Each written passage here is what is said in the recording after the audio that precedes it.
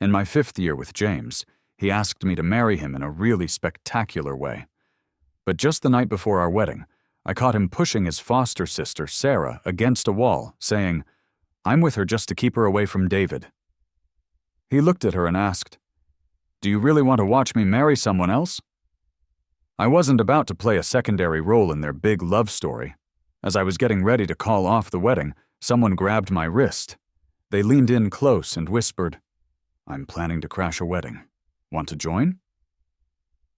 The night before the wedding, I was at the hotel to drop off some things for the wedding games we had planned. The hotel elevator wasn't working, and James wasn't answering his phone. With no other choice, I took the stairs up to his floor. As soon as I stepped out of the stairwell, I saw James with a woman pinned against the wall. Our special ringtone was still playing from his phone, which he was holding up. I froze. James didn't notice me. He was holding the woman's wrist, looking really intense. "You said you wanted to see David, so I asked Emily to marry me to get the word out in the media. You said you liked him, so I went after Emily to keep her from David. But Sarah, do you really want me to marry someone else?" The woman struggled a bit, and I saw half of her face. My blood went cold. It was Sarah, James's foster sister. Sarah glanced in my direction, a small, knowing smile on her face. Then she looked back at James, her eyes red. Clinging to his shirt, she cried, "Brother, I know you're with Emily for me, but I don't want you to give up your happiness for me." "Brother, run away from the wedding," James snapped, kissing Sarah passionately. They stumbled into a room holding on to each other. I couldn't hold it in anymore. I bent over, trying not to throw up. I met James 6 years ago. I was left alone at a bar, and someone had put something in my drink. When I was most helpless, James saved me. He got me to the hospital and stayed by my side all night. When I woke up, he calmly told me how dangerous the night had been. I only felt thankful towards him then. But from that day on, James slowly became a part of my life, always showing up by chance and seeming to like the same things I did, even dressing the way I liked. His actions seemed planned, so I was careful. He was patient, trying to get me to like him for over a year. During that year, I stopped being so suspicious. After all, James was the oldest son of the rich and powerful James family, and he was definitely good-looking. I didn't have anything special that he would be after. So I tried opening up to him, and our relationship became romantic. That was 5 years ago. 2 months ago, James proposed to me in a very fancy way. I heard he spent over half a year getting ready for it. I stood there, staring blankly at the closed door, unable to connect the man who promised to love me forever with the one who had just kissed his foster sister. If I hadn't come tonight, they would likely have planned to make me look foolish after they were done. I stood up straight, wiped my tears, and headed for the wedding hall. Looking at a picture of James, once full of love for me, I took scissors and cut it into tiny pieces. Turning around, I saw the flowers James had picked himself. I pulled them off the decorations. James had already paid for all the wedding stuff, so I didn't feel guilty about anything. After half an hour of destroying things, I felt a bit better. I called a couple of guys to completely trash all the decorations before morning. As I left, a cold wind hit me, and I shivered. I stopped when a coat was gently put over my shoulders. I recognized the face and paused. It was David, the same guy James mentioned with Sarah. Seeing how messy I looked, David hesitated. "Aren't you getting married tomorrow? Why are you crying?" Before I could answer, he added, "Did that jerk make you upset?" Thinking about what I had just seen, my stomach felt sick. David noticed how I reacted and was about to go confront James. I grabbed his arm. "No need, the wedding's off." David stopped, looking at me confused. An awkward silence stretched between us. David and I had been neighbors growing up, but he moved abroad once James came into my life. I hadn't heard that he had come back, so I wondered where this rumor about me bothering David had started. After a while, David asked, "What happened?" "It wasn't my fault. And James didn't deserve me protecting him. Plus, David was partly involved, so I told him everything. David paused. What a mess. They drag other people into their problems. That's disgusting. I smiled slightly. Isn't that the truth? We're all just pieces in their dramatic love play. David looked at me intensely. After what felt like forever, he said, I'm planning to crash the wedding tomorrow. Want to join? He seemed tense, pressing his lips together, avoiding my gaze.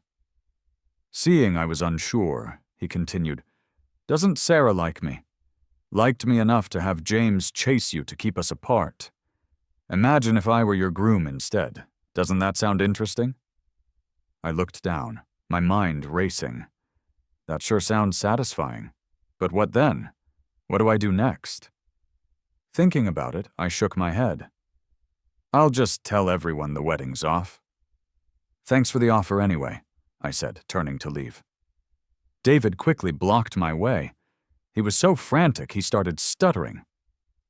Actually, I need a favor from you. It's just disgusting to be liked by someone like her. So, could you just act like you're helping me and get rid of her clinging to me? As for what happens next, we can wait until after the wedding to let everyone know we've parted ways. This way they won't have it all easy. Plus, we solve the immediate problems. He finished quickly, watching my reaction carefully. What do you think? Sounds good. But I pointed toward the banquet hall. I've already had people tear down the wedding setup. By now, it should all be done. David smiled slightly. Easy peasy. Leave it to me. David made full use of his ability with money. By the next morning, the wedding setup was ready at another hotel.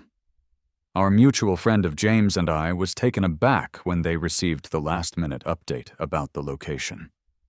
When they saw David as the groom in the wedding photos at the entrance, they were even more confused. They sneaked into my dressing room while guests were distracted and asked what was going on. I looked at myself in the mirror and smiled. The groom's been swapped.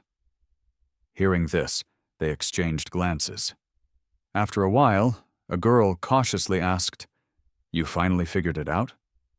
I was slightly surprised. Someone nudged her arm, signaling her to stop talking. Ignoring it, she sighed in relief. Actually, when James proposed, I caught. Seeing my calm behavior, she gritted her teeth and told me everything. I saw James kissing Sarah, but it was too dark, and I didn't have proof to tell you directly. I said nothing. It's gross. James promising me everything and sneaking around with Sarah. But besides feeling gross, there was nothing else. I gave her a reassuring smile. It's okay, don't worry about it. Finally feeling better, she began praising my makeup and dress. As we were talking more, David knocked gently.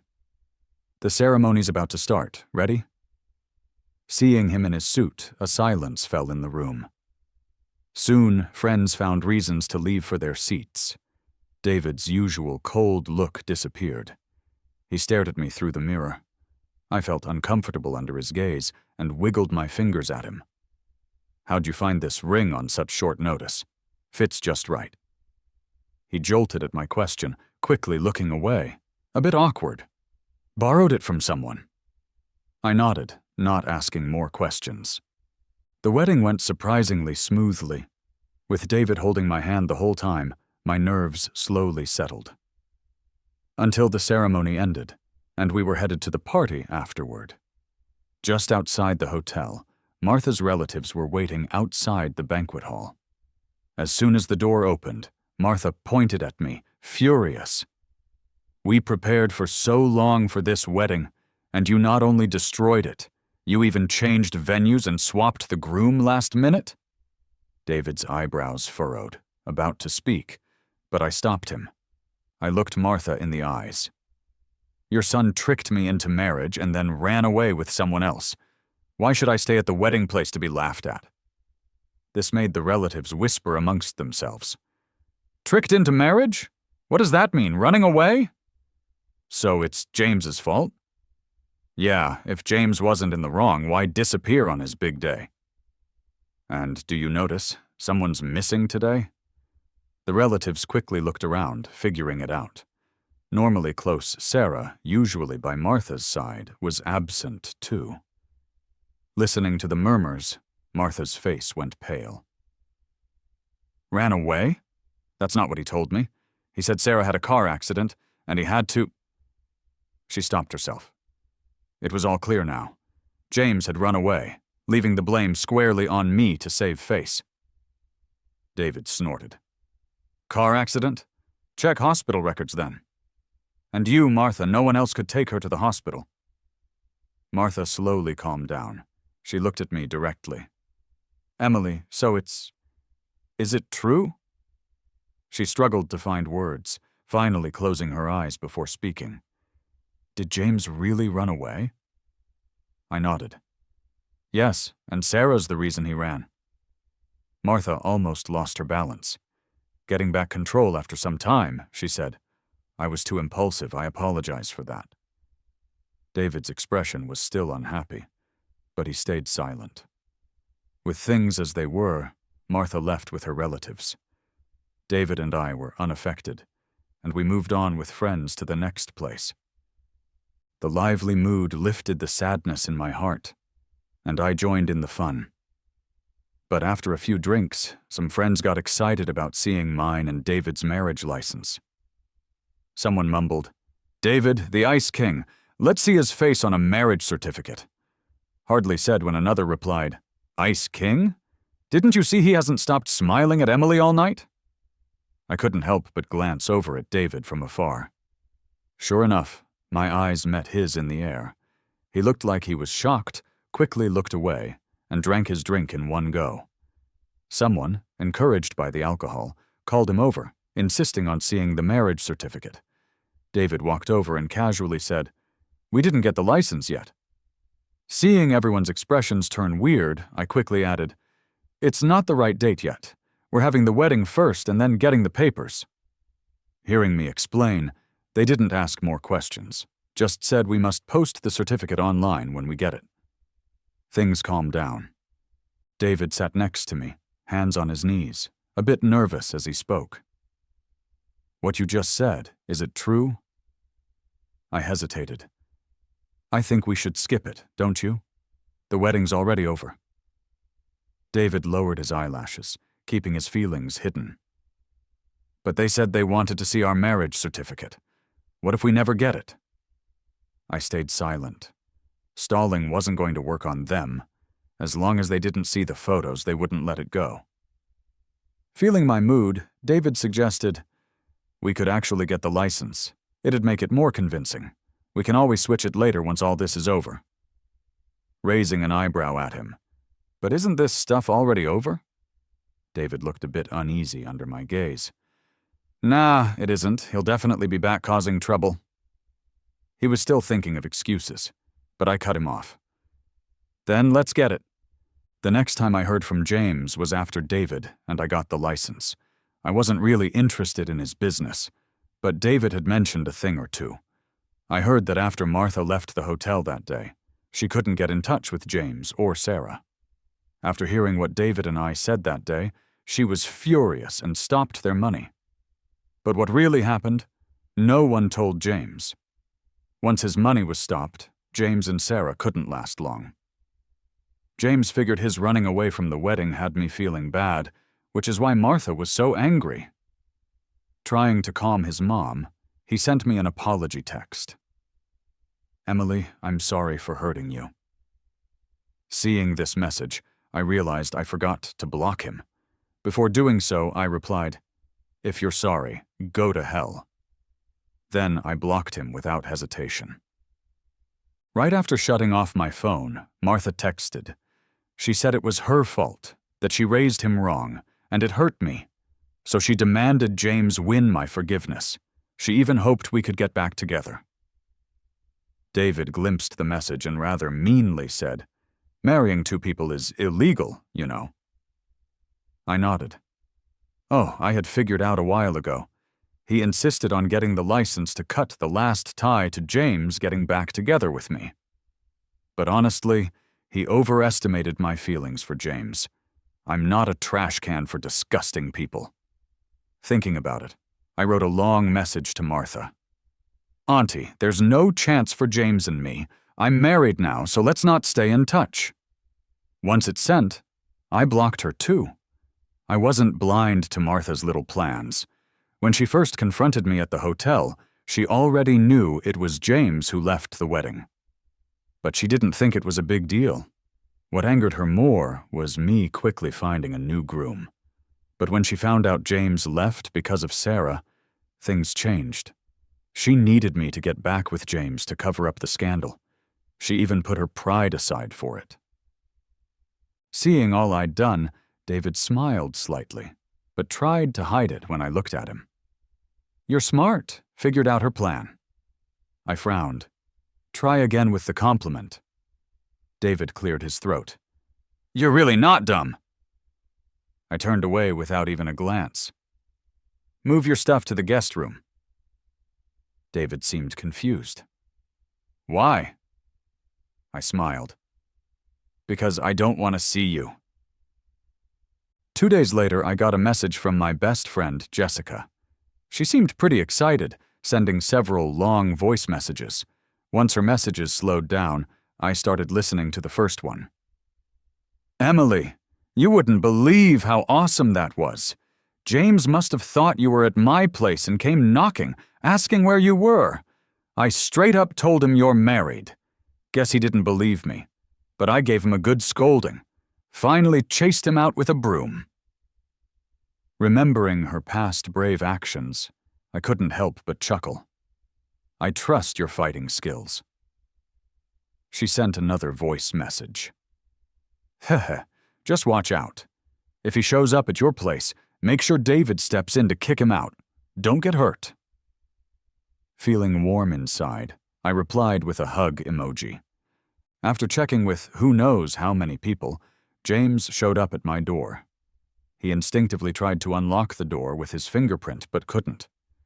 He tried multiple times until the door lock started making a loud noise, then stopped and started knocking. But after a long while, nobody answered. James wasn't used to this. He used to just come over, and I would go downstairs to meet him. Half an hour later, having lost all patience, he started pounding on the door, furious. Emily! Emily! I could faintly hear Sarah trying to calm him down. Bro, be careful. Watch your hand. David came out of the shower and walked straight to the door to open it. He looked James up and down and asked, What do you want with my wife? James and Sarah were both stunned. A minute later, Sarah let out an excited scream and rushed toward him. Brother, you're back! David stepped back to avoid her, looking completely disgusted. I don't have a sister. Don't call me that. Sarah was momentarily awkward.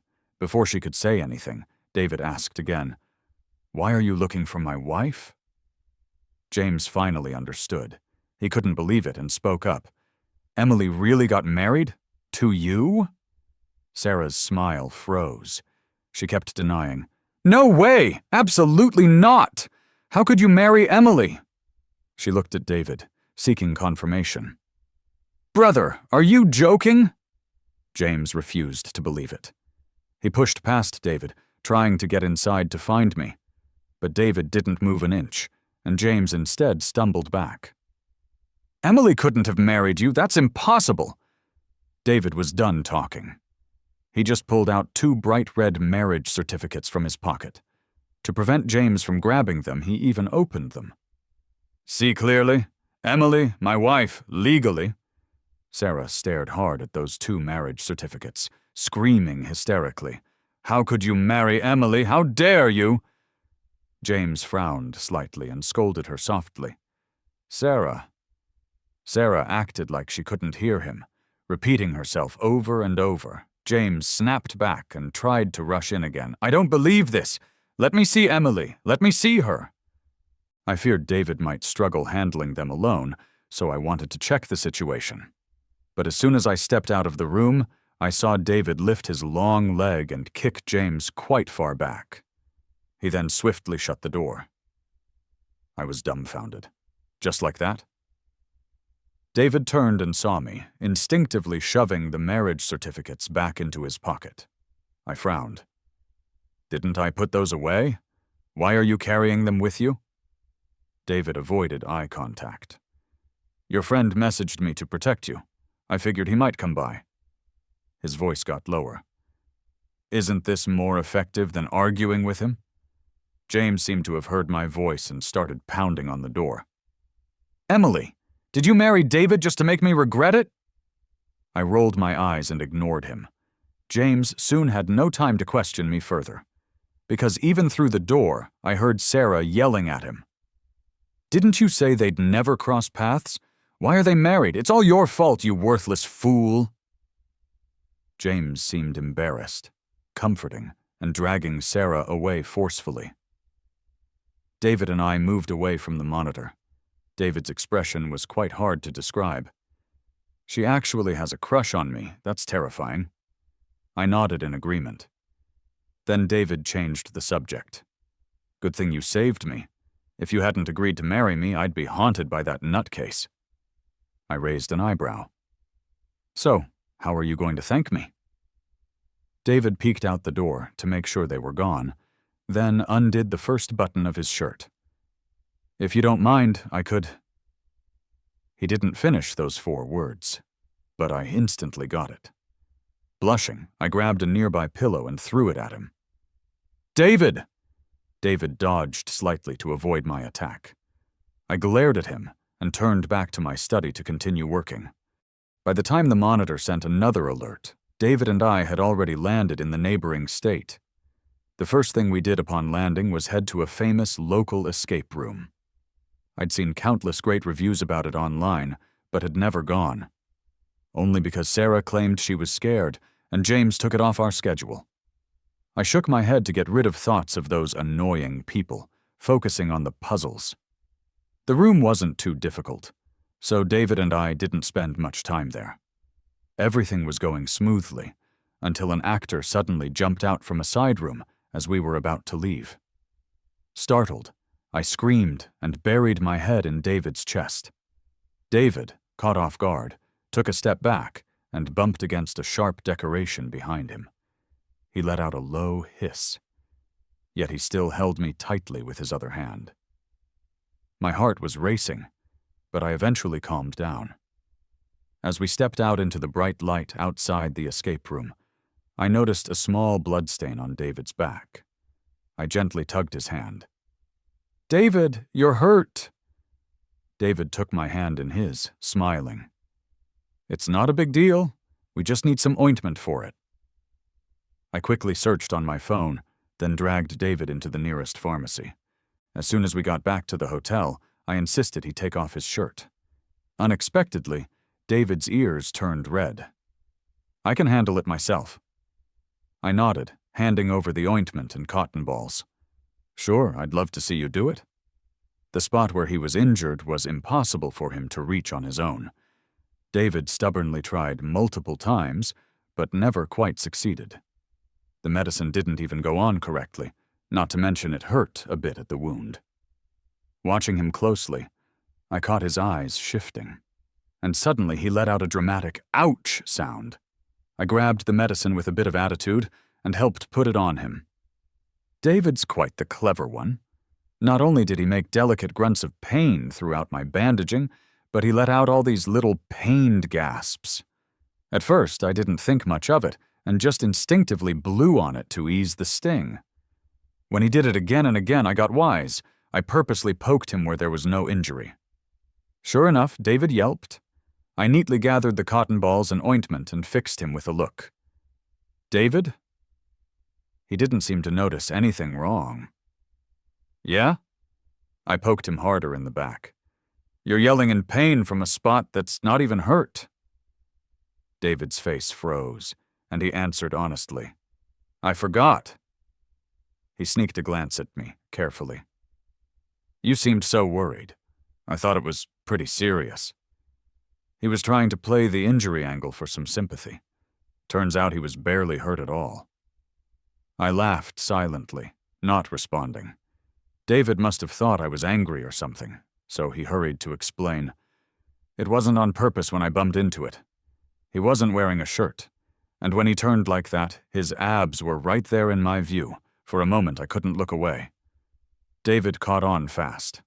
The sympathy act wasn't working on me much, but showing off his looks might. So he didn't show any change on his face, but from that point on, he kept finding reasons to show off. Oops, forgot my towel after the shower. Or suddenly changing clothes right in front of me. By day 3 of this routine, I couldn't stand it anymore and tackled him. David took advantage and teased.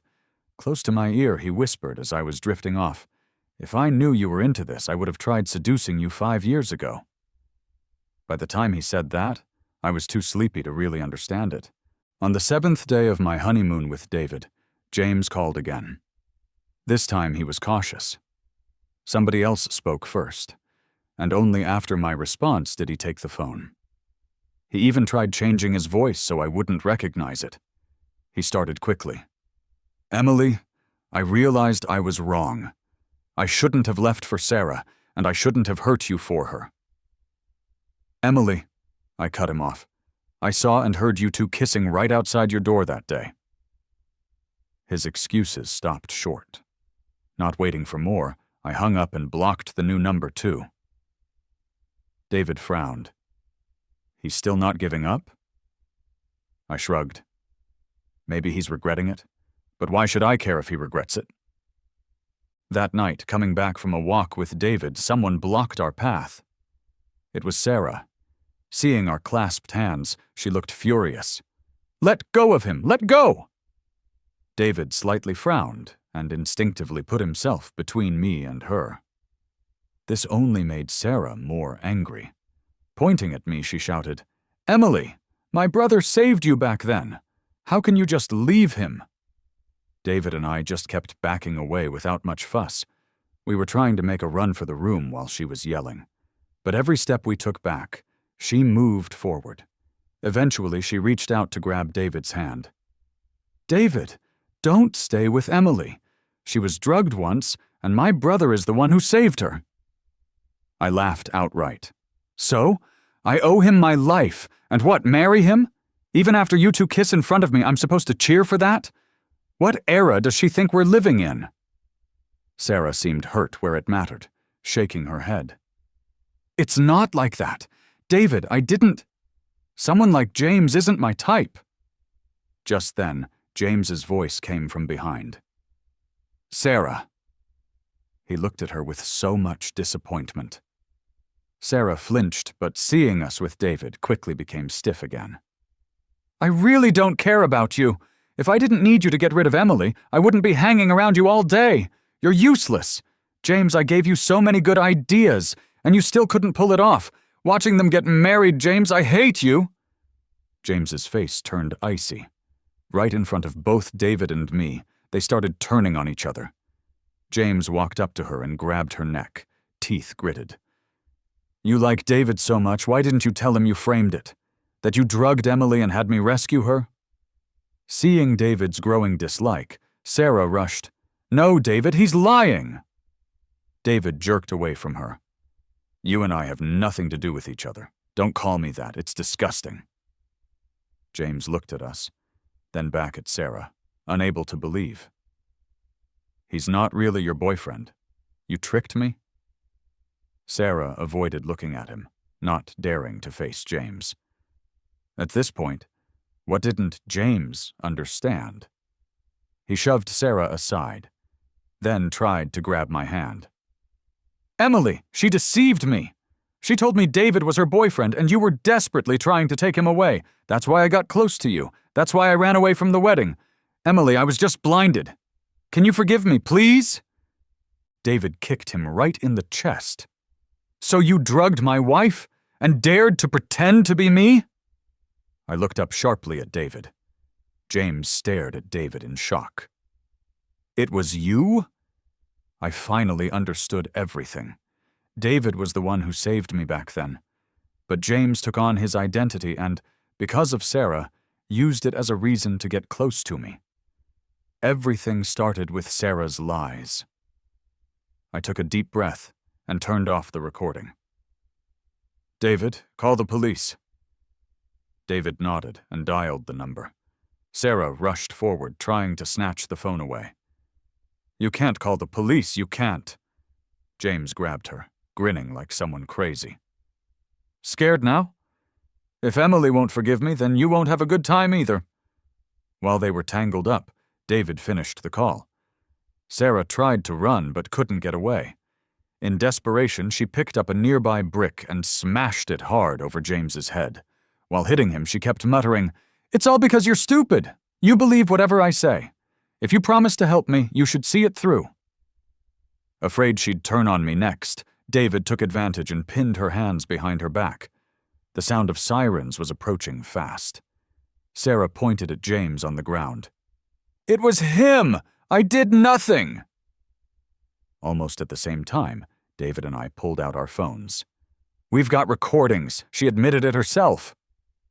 Sarah's face turned visibly pale. By the time we got back to the hotel, it was late at night. I finally asked the question that had been bothering me. "If you were the one back then, why didn't you tell me?" David sighed, looking slightly hurt. "After I dropped you at the hospital, my mom got seriously ill. You seemed safe for the moment, so I went home to check on her. When I saw you again later, you were following happily after James. I didn't know it was all his and Sarah's doing. Seeing you so in love with him, I left the country to get over it. Then Tom told me something was off between James and Sarah, so I rushed back and saw you crashing the wedding. Tom was the one who saw those two kissing. I asked, 'What's the deal with you and Sarah anyway?' I've always thought she seemed a bit crazy, claiming I was constantly bothering David and ruining their relationship." David had a pained expression. "It was 1 year during James's birthday. She seemed to like me right away. Since then, she was all over me. He left the country partly because seeing me with James was too much, and also to get away from Sarah clinging to him." I snuggled into his arms. "No wonder, when we finally met again, you immediately said you wanted to crash my wedding, so you've been planning this for a while." David huffed, proud. "I was ready to quietly wish you well, but that jerk did it to himself." He leaned down, kissing me. "But we were meant to be a pair." We recorded her at the same time without even planning it. From the moment James appeared, I felt something was wrong, so I started recording on my phone. Didn't think it would actually help, but those two just kept confessing. By the end, they'd completely sold each other out. With these recordings, they won't be out anytime soon. Plus, David and I heard later that Sarah hit James pretty hard. Martha, seeing the mess, decided enough was enough. She had taken Sarah in out of kindness, and Sarah not only used her son, but ruined their family name. In the end, she even turned on him, hitting James like that. Sarah thought acting crazy could save her. Martha quickly cut ties, publicly said she was no longer her daughter, and made it clear she'd never get back together with her. She also used her family's influence. Safe to say, Sarah's life won't be pleasant. Seeing David being smug, I remembered some of those moments he played hard to get. I felt like teasing him. I pulled away slightly, pretending to take off my ring. "By the way, you said you borrowed this ring from someone else. Better give it back."